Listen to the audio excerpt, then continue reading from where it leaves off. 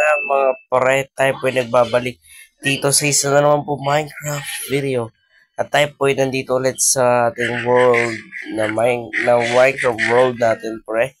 Andeon Worlds.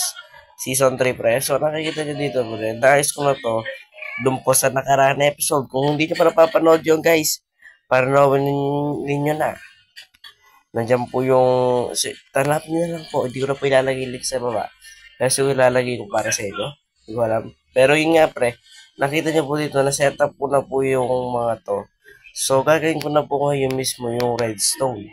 Yung unahin natin muna yung redstone pre. So dito natin lalagay yung place na gusto ko. So kasi nakasarapat yan. So technically para maging sarado talaga. Ganito gagawin natin pre. Huwag natin yung kanina. Sumitin buwas. Wala yung buwas. Okay. So, para magawa po yun pare. Ganito lang. Lalagay natin ito dito. Kasi yan po yung magiging ano niya. Arang. So, tama. Sakto lang pala. Buti sakto yung build ko. Ayan So, ngayon, para magawa po yung redstone na to, ay napakadali lang talaga. Like, kasi yung magiging bordering system natin is dito. So, tatakpan ko na muna to. Kasi magiging battery system to. So, ito yung magiging system yan. So, yung, nandito, pre. Kumbaga, nandito yung mismong mag-iba-batter mo. So, halimbawa, nandiyan siya, no, pre. Ayan, nandiyan siya, pre. So, hanggang dito. Tapos, hanggang dito siya, pre. Hanggang dito. So, maglalagay tayo ng barrel.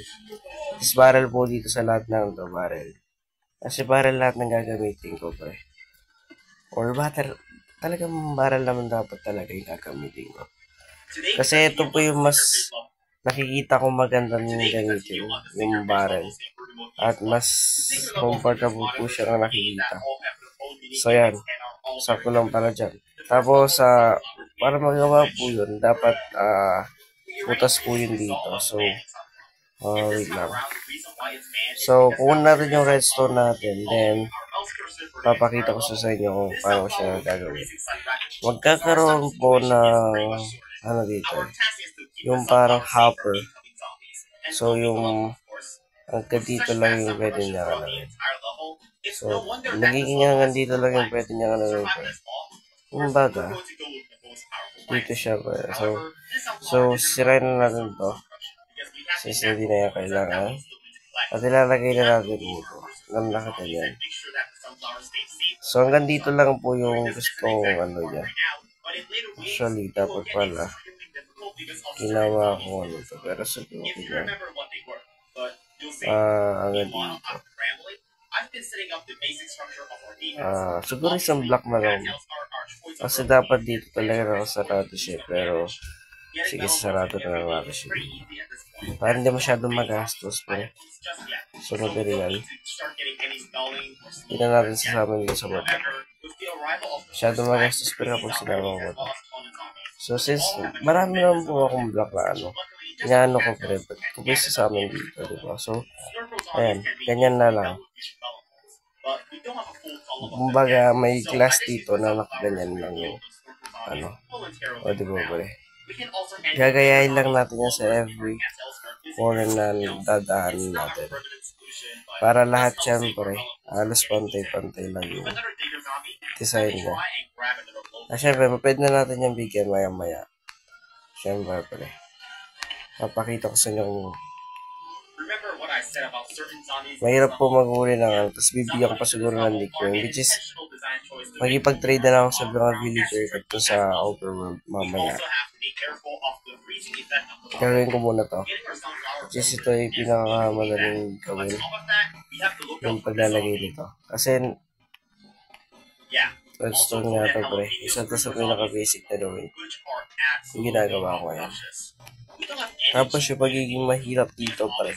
Magkakaroon po ng redstone dito sa likod na kung saan dapat nakakunik lahat yan. Kasi para isa na lang yung pag-drop ng gold.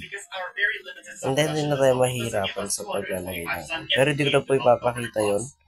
yung pagkano ng gold kasi medyo mahirapan po tayo. Ay, pagkano ng gold, yung paglalagay ng piglin, mahirap po yung pre. So, hindi ko na po papakita yan. Papakita ko siguro yung pag-design na lang for the next episode siguro.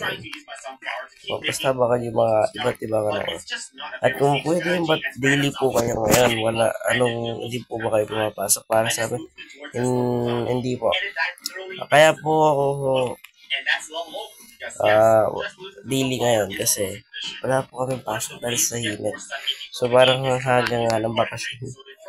Hindi pa nga sure kung may pasok bukas, no? So yan, nalagay na natin yung mga dyan. Susunod na redstone natin yun pare ay yung magiging dropper pre. Which is ito, the dropper. So yung dropper pre, lalagay mo lang yung dropper which is dito. Or pwede rin yung doon sa taas na lang yung dropper. Or depende rin sa inyo kung paano. Pero siguro guys, babalik ako sa inyo at maglalagay muna ako ng isang dalawang piglin dito para papakita sa inyo yung example. Maghuhuli muna ako sa labas. So ito na nga pare. So paano siya gagana? So limbawa yan. So mamaya papa-explain ko rin sa inyo kung paano at kung paano ko siya gagawin. Kasi pre, napaka-basic lang ito. Kanina pa ako dito pre. Pero yun nga, mapakita ko sa inyo paano siya gagana. At dito yan. At paano po yung gagana po? At papakita ko siya mamaya. Pagay muna natin sa ngayon. Ay yung mag-craft. So wala tayong craft dito. Wala mag-craft.